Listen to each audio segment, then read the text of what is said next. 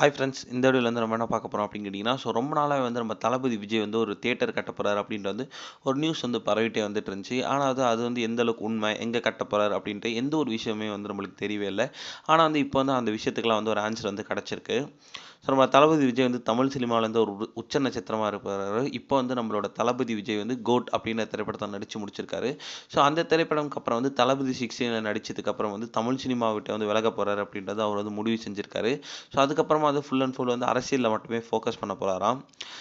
நம்மளோட தளபதி விஜயோட நடிப்புல வந்து வெங்கட் பிரபு இயக்கத்துல கோட் அப்படின்ற திரைப்படம் நடிச்சு முடிச்சிருக்காரு. இந்த திரைப்படத்துல வந்து 2 பாடல்கள் வந்து ரிலீஸ் ஆகி, ஒரு நல்ல ஒரு ரசிகருக்கு மத்தியில நல்ல ஒரு வரவேற்பை கட்டுச்சு.